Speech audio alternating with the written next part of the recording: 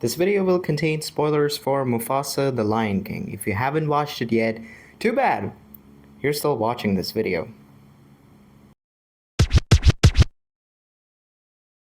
So I recently watched Mufasa and I didn't really know if I should make a video about it and box it under a movie review. I have talked about movies before on the channel, but movie reviews are meant to have some thought put into the thoughts you're presenting, and I don't actively seek out to watch movies in theaters. So even if this video works well with everyone, you can't expect me to pump these out on a regular basis.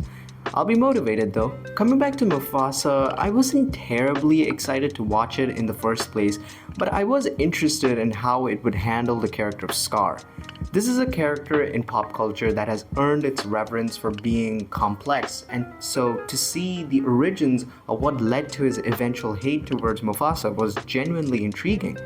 You might be wondering why not the same excitement for Mufasa.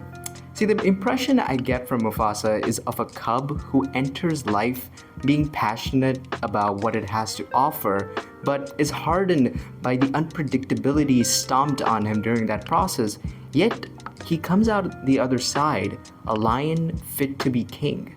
What I'm trying to say is that Mufasa gets to be interesting depending on his position in the story, unlike Scar, who always gets to be interesting despite the kind of story you throw him in, because he's a force against nature.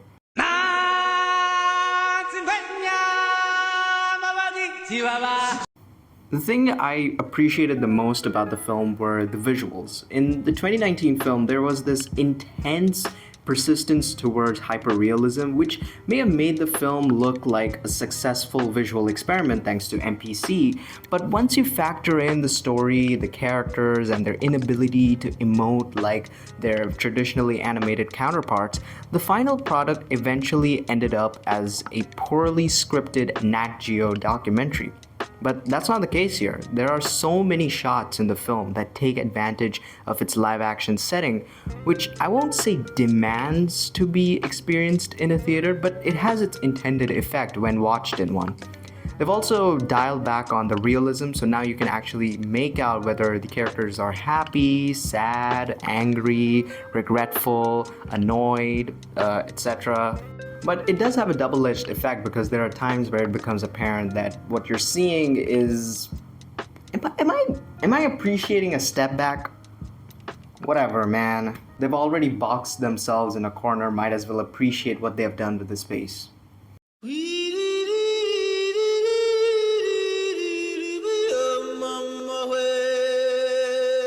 The biggest problem I had with this film was that it wasn't sure of what it wanted to do for itself, so it ends up making some of the most weirdest choices that may tie into the Lion King canon, but also badly affect the plot at the same time.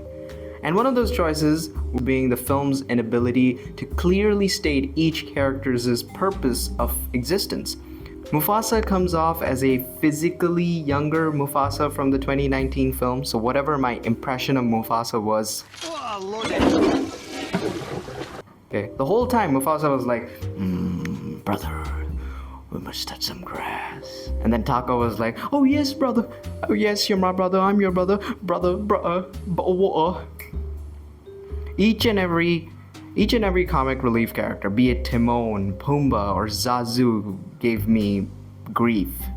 And it's sad, because they weren't cracking jokes. They were cracking us because we were the jokes who came to watch this in theaters. And this is the case with just the established characters. They also introduced Kyros, and who was slightly interesting compared to the other characters. Then again, his motivation to kill Mufasa turned out to be extremely one-note.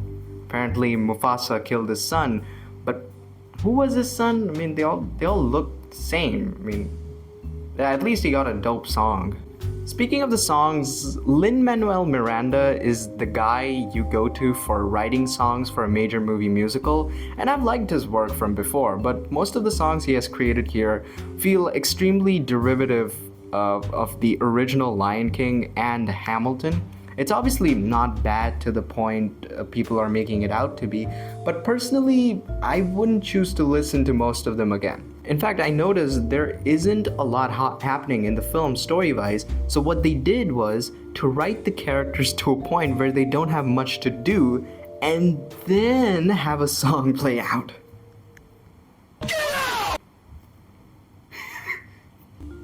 But by far, the greatest sin this film commits is the abomination of Taka. He's too nice! The one thing I was patiently looking forward to was how were they going to execute the switch from Taka to Scar. And what did that take? Mufasa getting the girl he likes. I mean, I expected it to be the final nail in the coffin, but this was the only nail in the coffin. And after that switch, everything is downhill from there. Taka joins with Kiros, who, by the way, killed Taka's father. Taka betrays Mufasa. Mufasa gives a big speech. The giraffe is inspired. Then Kiros tries to kill Mufasa. Pride Rock emerges out of nowhere. Yeah, there's a whole sequence. And then Taka saves Mufasa, and then Mufasa becomes king. Movie over. Disappointment in the game of life. There was this book I had read when I watched the 2019 film called A Tale of Two Brothers, which was the first book in The Lion King's 6 New Adventures. People are still confused about whether it is canon to the original 94 Lion King or if it's actually Disney property in the first place. But had the makers just adapted that story with some logical changes that explain Taka's transformation to Scar with the same visual experience or in traditional animation? Unfortunately, parallel universes are not a myth in this universe. Apparently, Barry Jenkins, the director, had a pretty hard time justifying the type of visual sequences that we got to see in the film to Disney, and that just goes to show that making a movie with Disney is quite the equivalent to working with the devil. If justifying a visual experience is such a huge ask, how much does it take to justify a story with logical narrative choices? If Walt Disney were to come back to life and see the state at which Disney is currently at, he would die again. I don't mean that as a joke, because the purpose of each Disney project is not to entertain you first. It's to grab hold of your pockets. The entertainment part is a coincidence. And it's also our fault as well. We clearly have not been welcoming towards new ideas and new risks being taken. So why wouldn't any studio take advantage of that? Sony tried, they failed many times. Disney tried, they're making $1 billion irrespective of the quality of their output. I think it's about time Disney and us try to gain some perspective here.